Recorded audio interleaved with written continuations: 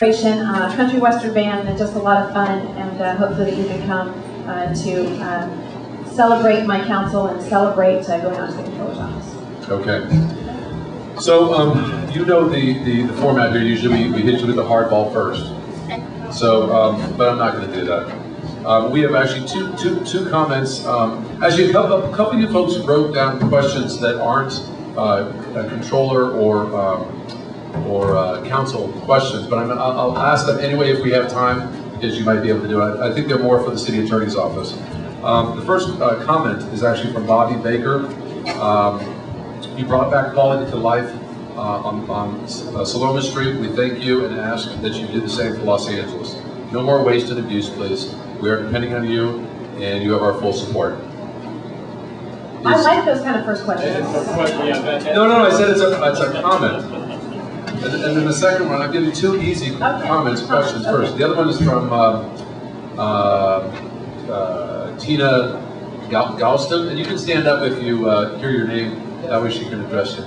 What's that? Gustafson. Gustafson, thank you. What will happen to Lexi? She's great. You already answered that. Good luck to all of us. We're proud of you. And whom do I contact at my house? I'm really bad to spare. That's actually city controller question. But she does actually ask her a question. When can we look forward to all council members, school board, Senate, House representatives, and all their crews going to pay for their own cars, gas, insurance, etc.? I thought you were going to ask when can we all have them on the same day so we don't have to have so many elections. But you know, Lord Chick did an audit on our take-home cars and reduction. I think in times like this, we need to reduce the number of cars that are going forward. Each, just so you know, each elected official or staff members that drives a car must have their own insurance. They are required by law to have their own insurance, and they are also cannot use them for any personal business. We are looking at a citywide policy, and if you see that they are, let us know. I mean, it is a violation. But we are looking at as well whether or not it makes sense to do mileage reimbursement or vehicles. We have pool vehicles, and in fact, in my office, we have a couple of cars that are assigned to our, like Dale, who goes out every night. But we have a pool car at each office, so that if they're going out to an event, they use that. They don't have it assigned to them. It is not a take-home vehicle. But instead of them having to drive to Van Nuys City Hall to get a vehicle to go to a meeting, they're able to access that during the day. Okay. The next one is from Ellen, I can't pronounce her last name, Buka something. What happened to the project impact assessment trip fees collected for the improvements for streets, communities under the Ventura Boulevard specific plan? Over 2 years ago, LADOT issued a report, and that was the last we heard about this money. Where were they used? Were they used some other place? Excuse me. Were they put into the general fund? As controller, what oversight will you provide as a safeguard to these funds in our communities? They were not put in the general fund. There was about $5 million that was in the PIA for projects. My recollection, we can get, I don't know where Ellen is, but if she's still in the room here, but Dale and Evan, if we can make sure we get the last PIA report that we got from the DOT that went forward. One of the things as controller I want to do as well is there are a lot of special funds, fees that have been collected, that have been put in. There were Quimby fees, there were the PIA fees that we don't always know about, that are put there and have not been spent. And I'm going to do an audit of looking at each of those areas. Additionally, in an audit, as you may recall, Laura recently finished an audit that will not be heard until I become the city controller, on conditions that were put on developments, many conditions which you all worked very hard to ensure, but are never followed through on from the developer, and to watch that. And so we are going to be pushing that forward. And as part of the city controller's office, when I come out with an audit, whether it be on take-home vehicles, whether it be on land use issues, instead of it only going to the Audits and Government Efficiency Committee, which meets on a Wednesday afternoon at 2 o'clock, we are going to have public hearings out in the community where you can hear from the auditors about what they have found and from the departments to be responsive. You don't have to read about it just in the paper. You can be there and have that experience. And I talked to our auditors today who were thrilled because I said to them, this will help you because we will have advocates out there who will come and testify that we need to implement those items that are in the audits. Okay. This person did not put their name, which is fine. It's a two-part question. What will taxpayers have to pay for the special election due to your leaving CD2? And then the second question is, how do you feel about legislation to prevent city officials quitting their offices to run for another city office? I'm going to estimate, I think it is somewhere between $750,000 and $1 million in the special election, which is one of the reasons why I want to change and do some vote by mail.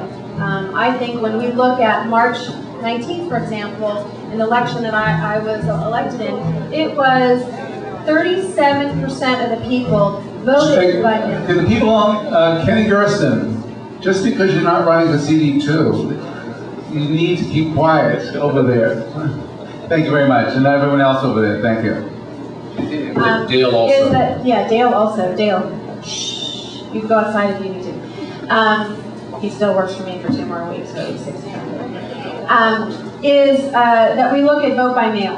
Because if you see that 37% of the people are voting by mail, we should be able to increase that amount. The challenge is, and I had a little bit of heartburn about this, that it does cost money to do that. There's going to be some savings based on the fact that my office will not be fully staffed. We've talked about some of that money going back into the general fund or to the council office, but to look at ways in which to reduce the costs associated with it.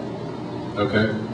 And there was a second part on that as far as working on legislation. I don't know where there's, how do you feel about legislation to prevent this type of thing happening in the future?